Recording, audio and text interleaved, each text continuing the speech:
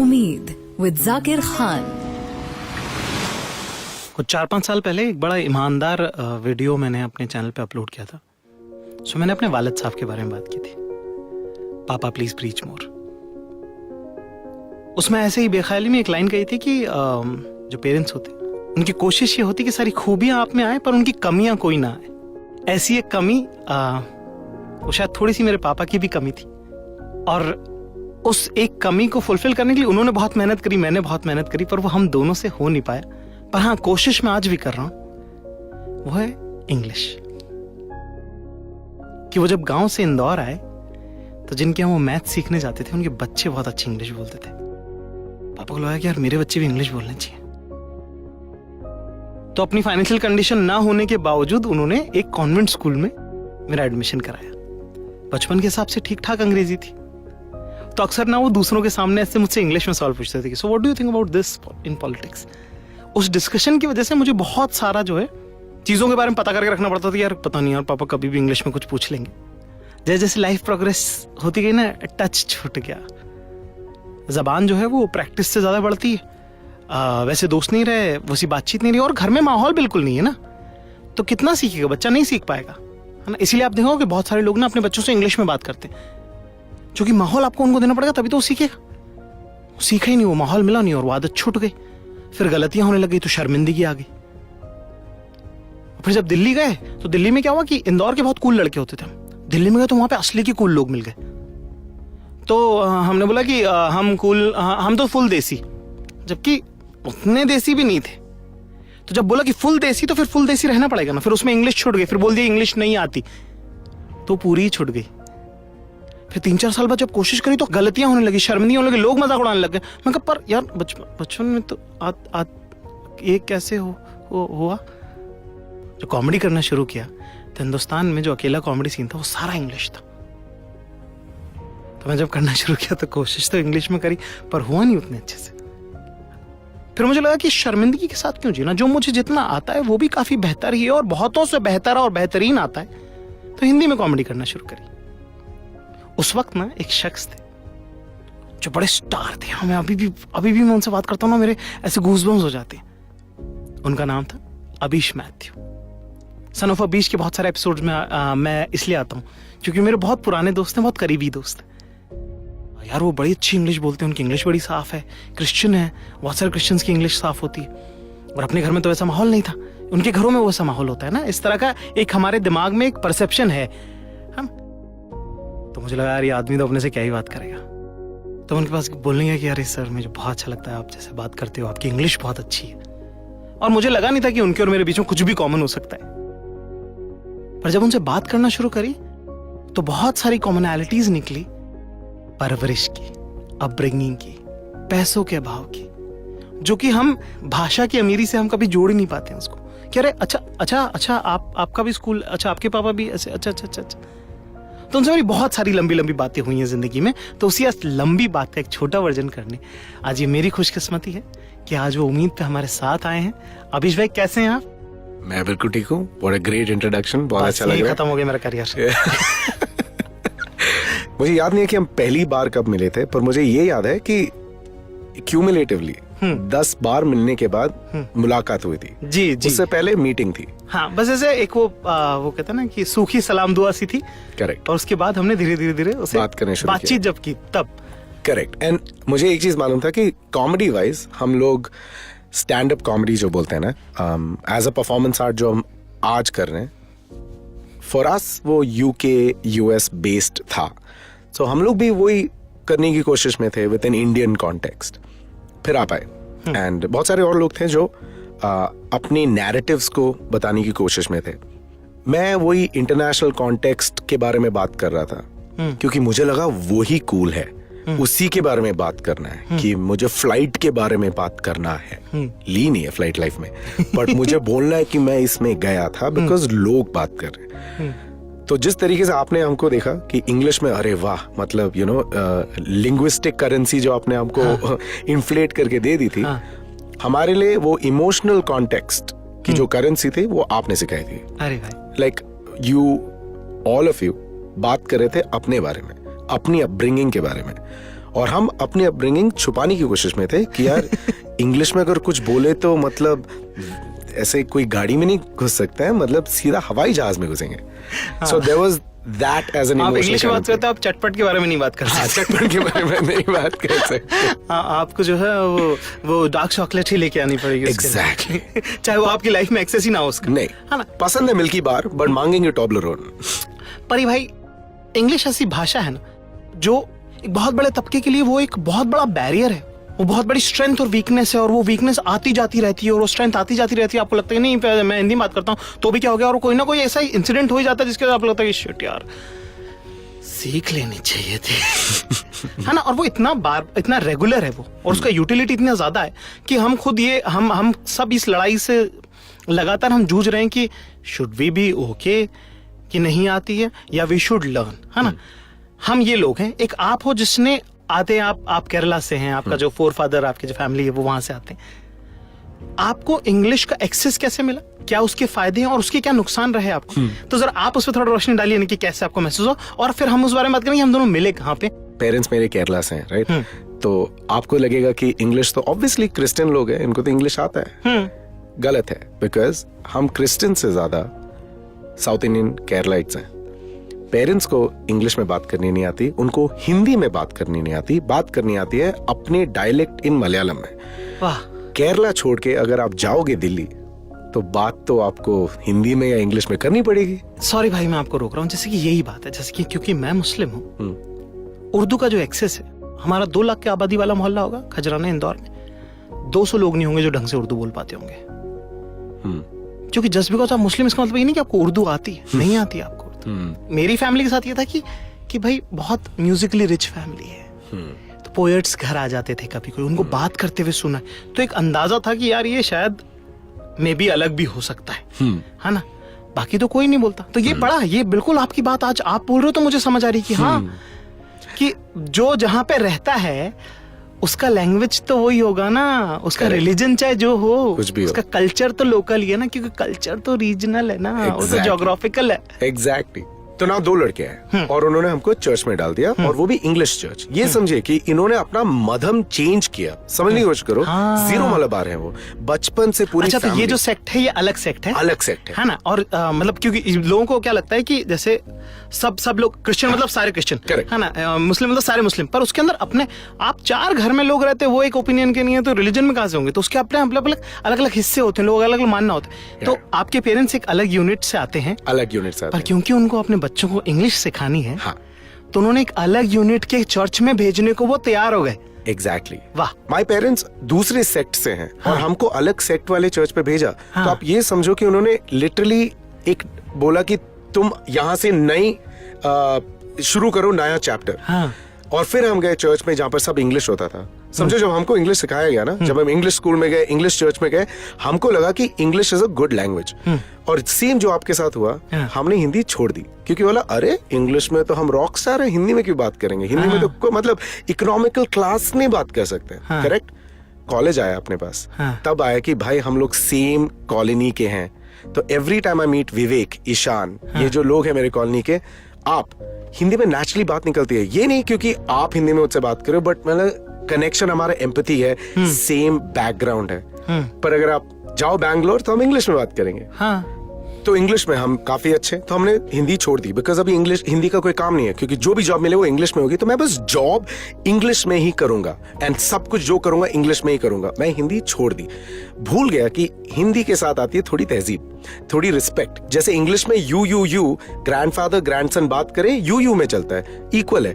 हिंदी में आप, तुम, तू, ये इतने सारे कॉन्टेक्स्ट, पर्सन को रिस्पेक्ट देना आता है हिंदी में. कट टू अब आ गए कॉलेज में, हमको लगा हम रॉकस्टार, बिकॉज मिनिमम क्या होगा जाकिर, मैं कॉल सेंटर ज्वाइन कर लूंगा. कॉल सेंटर तो इंग्लिश में 20,000 तो महीने की लग गई.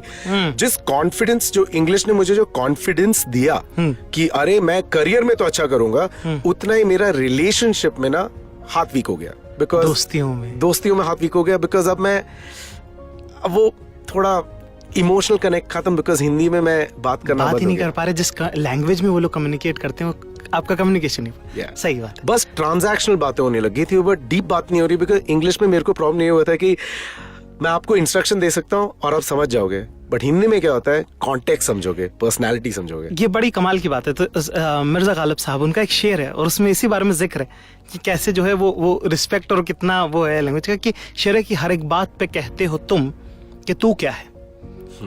जो आपने बात की उसी का शेर है वो, कि हर एक बात पे कहते हो तुम कि तू क्या है, तुम ही कहो कि ये अंदाज गुफ्तगू क्या है। कि यार ये तो कोई बात करने का तरीका नहीं होता कि ऐसे थोड़ी यार, मतलब तुम हमसे इंसल्ट करके बात कर लोगे। पर ये इतनी अच्छी बात है ना भाई, आपने जो अभी कही कि हाँ, आपकी दोस्तियां बहुत स्ट्रांग नहीं होती क्योंकि आपको ऐसा लगता है कि यार ये एक इमोशनल एक गैप है। हाँ, है ना। और वो ही गैप समझ के मैं आपके पास 10 बार तक मिलने नहीं आया है ना। पर 11वीं बार जब मेरी आपसे बात हुई तब मुझे समझ में आया कि भले ही भाषा से हम जुदा हों, पर हम परवरिश से एक हैं। हम उन 2 माँ बापों के अलग अलग पाले हुए वो 2 बच्चे हैं, है ना, जो कोशिश कर रहे थे कि कैसे जैसे करके बस मेरा बच्चा अच्छा पढ़ जाए, वो अच्छा बन जाए। उसके बाद जो मुझे एक बात समझ आई कि जब मैंने ये कहना शुरू किया कि मुझे इंग्लिश नहीं आती, तो मैंने इंग्लिश में बात करना बंद कर दिया ऑलमोस्ट। पर जो चीज मुझे अपने साथ जो इस बात का गुस्सा मुझे सबसे ज्यादा है कि वो शुरू के 4 साल मैंने इंग्लिश सीखना भी बंद कर दी।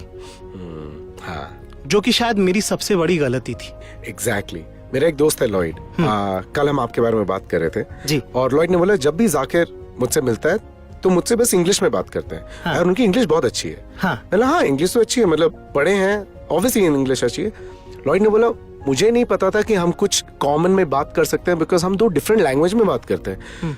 पर उस टाइम पे मैंने लॉयड को बताया आपके स्टोरी के बारे में कि जब मैं आपके घर आया था, खाना खाया था और अभी ने क्या निहारी बनाई थी उस दिन, और मैंने बोला क्या मस्त था। लॉयड के घर पे भी सेम रिलेशन, जाता हूँ खाता हूँ कि क्या मस्त खाना बनाया। जब मैंने ये बताया ना, तब लॉयड को समझ आया, ओ हमारी अपब्रिंगिंग सेम है, हम लोग भी नीचे बैठ के खाते हैं या ऊपर बैठ के खाते हैं, पर एक साथ जुट के खाते हैं। सो लॉयड ने बोला, oh there is not much of a difference. Yes, it was language that divided but upbringing that United.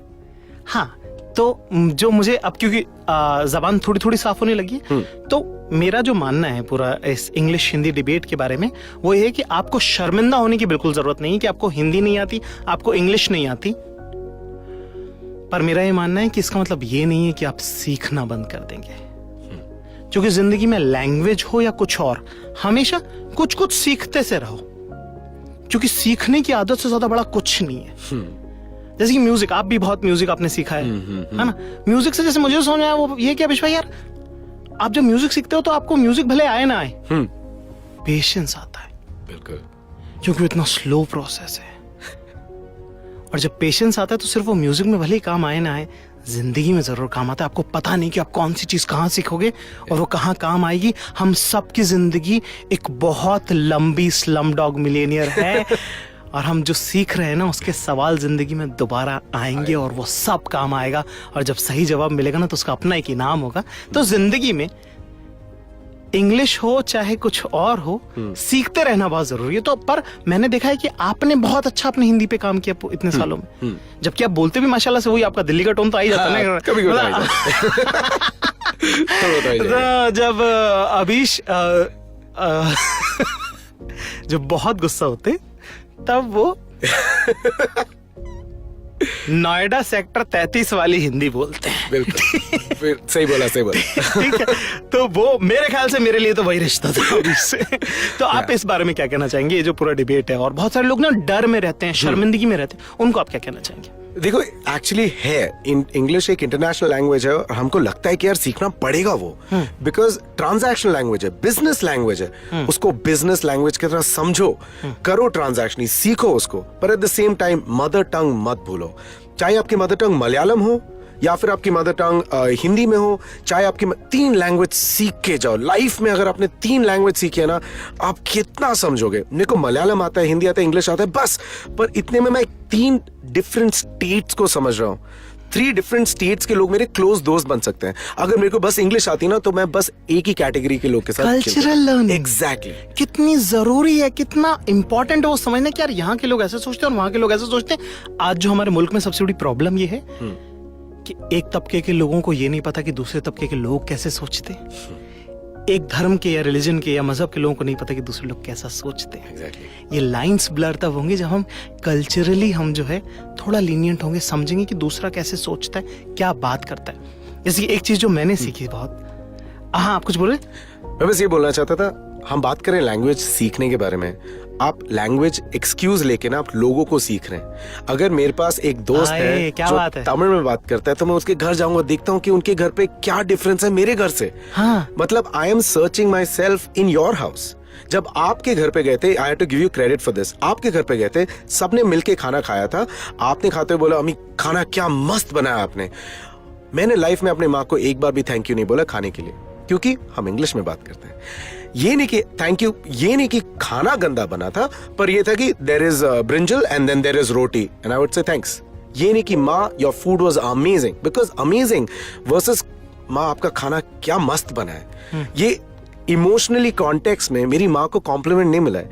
But today 3 महीने पहले जब मैं कनाडा में था, जब मेरी माँ खाना बना रही है, मैं उनके साथ खड़ा हुआ, मैंने ये आपका ये जो फ्राई है ना मैंने कहीं नहीं खाया है। हिंदी में आई थी, इंग्लिश में लाइन नहीं आती। मेरी माँ को हिंदी आती नहीं है, बट निकली मुंह से हिंदी में। फिर मलयालम में एक्सप्लेन किया, क्योंकि इंग्लिश ट्रांजैक्शनल है भाई। अपना लिंग्विस्टिक इंडिया में सारे लैंग्वेजेस इतने इमोशनल कॉन्टेक्स्ट के साथ है। I think we should be proud कि as a human being we can communicate with 2 words. माशाल्लाह, बहुत खूबसूरत बात है। और ये है कि अपने आप को सब तक पहुंचाना बहुत जरूरी, और उसकी जिम्मेदारी आप तक है ना। और वो भाषा, वो तरीका जो है वो सीखना बंद मत कीजिएगा, है ना। कल को अगर मान लीजिए कि मलयालम दुनिया की सबसे बड़ी अगर लैंग्वेज हो जाएगी तो मुझे कोई शर्म नहीं है, कोई शर्मिंदगी नहीं है। मैं 50-55 साल की उम्र में भी दोबारा सीखने को तैयार हो जाऊंगा कि यार ठीक है, देखते हैं यार कैसे होता है, ये कैसे होता है। क्योंकि क्या होता है कि सीखना ज्यादा बड़ी बात है, लैंग्वेज आना नहीं आना वो बहुत छोटी बात है। और शर्मिंदगी की तो बात बिल्कुल भी नहीं है कि अगर आपको इंग्लिश नहीं भी आती तो कोई बात नहीं। पर ये दुनिया के लिए कोई बात नहीं है। हम सीखते तो हमेशा रहेंगे, चाहे वो भाषा हो, चाहे काम हो, चाहे कारीगरी हो। ठीक है? 100%, 100% ही ठीक है। आप भी उसे, आप don't push your luck too much. 100%। आपके साथ भी प्रॉब्लम है कि मुझे आपकी इंग्लिश में तो पता है कि सही बोला होगा आप। I don't trust you on Malayalam. खैर, आप लोग सुन रहे हैं उम्मीद, और इस बारे में हम बात करें कि जिंदगी के लिए इंग्लिश कितनी जरूरी है या नहीं है, और है तो कितनी और नहीं है तो कितनी। मेरा नाम है जाकिर खान और आप सुन रहे हैं उम्मीद। उम्मीद विद जाकिर खान। खैर, ये थे मेरे दोस्त अबीश मैथ्यू, और मेरी जिंदगी की खुशकिस्मती होगी कि किसी दिन मैं उनकी तरह इस अंग्रेजी भाषा को बोल पाऊं। हमारा मुल्क बहुत बड़ा है, उसमें बहुत सारी लैंग्वेजेस लोग बोलते हैं, अलग अलग जबान में लोग बात करते हैं। कुछ लोगों को इस बात का कॉम्प्लेक्स है कि उन्हें हिंदी नहीं आती, और हिंदी बेल्ट के बहुत सारे लोगों को ये कॉम्प्लेक्स है कि उन्हें इंग्लिश नहीं आती।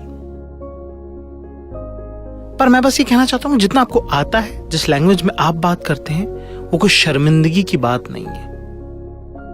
अपनी भाषा आना और उसे गर्व से बोलना एक स्ट्रॉन्ग पर्सनैलिटी की निशानी है, एक मजबूत व्यक्तित्व का वो रिप्रेजेंटेटिव है कि आप अपने आप को लेके कितने कंफर्टेबल अगर आप अपनी लैंग्वेज पे स्टिक करते हैं। उम्मीद जैसा शो है ना, उसमें हमेशा मैं बहुत ईमानदारी से बात करता हूं। मैं अपनी जिंदगी का सबसे बदसूरत सच जो है ना, वो भी आप लोगों के सामने रखने से शर्माता नहीं हूं, शर्मिंदा नहीं होता हूं। और मैंने हमेशा सच कहा है आप लोगों के सामने, और आगे भी कोशिश यही करूंगा। पर आज मैं आप लोगों को झूठ कहने के लिए कह रहा हूं, लोगों से झूठ कहने के लिए कह रहा हूं। जब आप ये कहें कि मुझे हिंदी नहीं आती, जब आप ये कहें कि मुझे इंग्लिश नहीं आती, और मैं अपनी लैंग्वेज में कंफर्टेबल हूं कि मुझे हिंदी आती है और मैं हिंदी बोलता हूं, तो उसमें क्या गलत है? ये बात यहीं तक ठीक है, उन्हें बस इतना ही बताइएगा। पर मेक श्योर कीजिएगा कि अब साथ ही साथ चुपचाप अपने कोने में अंग्रेजी सीख लें, हिंदी सीख लें। अगर आप हिंदी बेल्ट से हैं और चेन्नई गए तो तमिल सीख लें। हिंदुस्तान से कहीं बाहर रहते हैं, फ्रांस रहते हैं तो फ्रेंच सीख लें। नीदरलैंड्स में रहते हैं तो डच सीख लें, पर सीख लें, क्योंकि एक नई भाषा तो आएगी आएगी, एक नया कल्चर आएगा, और जब आप उनकी भाषा में उनसे बात कर पाएंगे तो देखिएगा आपके काम कितनी आसानी से बनते हैं। अपने उसूलों पे टिके रहना एक बात है और दूसरों की नहीं सुनना बहुत अलग बात है। अंग्रेजी एक ऐसी भाषा है ना जिसकी वजह से मैंने बहुत शर्मिंदगी झेली है, आपने शायद बहुत झेली होगी। बहुत सारे लोगों को बहुत अच्छी आती, उसके बावजूद उनसे गलतियां हो जाती, उन लोगों ने शर्मिंदा कर देते हैं। तो मैं बस ये कहूंगा कि दिल छोटा करने की बात नहीं है, सीखेंगे, सीख लेंगे। दुनिया ने भी तो सीखी है। अभी अंडर 19 का वर्ल्ड कप चल रहा था क्रिकेट का, तो उसमें जो कैप्टन थे हमारी टीम के, हिंदुस्तान की टीम के, प्रियम गर्ग नाम था उनका, उन्हें भी नहीं आती इंग्लिश। पर आप देखिएगा कि वो जो पूरा स्ट्रक्चर है क्रिकेट का, वो कुछ इस तरह से डिजाइन है कि 3-4-5 साल में वो अच्छी बोलने लग जाएंगे, क्योंकि वो लोग सीखते रहते हैं। तो सीखना मत बंद कीजिएगा और शर्मिंदगी में जिंदगी मत काटिएगा। ये दोनों बातें, इसमें से एक झूठ है और एक सच है, और मैं वो दोनों मिला के आज आपको दे रहा हूं, क्योंकि उसी झूठ और सच को मिलाकर मुझे जो उम्मीद मिली थी, एज बड़ा भाई माने बड़ा भाई माने, छोटा भाई माने छोटा भाई माने, ये बात मैं बहुत ईमानदारी से आपसे कह रहा हूं। थोड़ा सा गौर करिएगा, समझिएगा इसको, क्योंकि ये करके मुझे जो उम्मीद मिली है वही उम्मीद मैं आज आपको परोसने आया हूं। मेरा नाम है जाकिर खान और आप सुन रहे हैं उम्मीद। शब्बा खैर। उम्मीद विद जाकिर खान।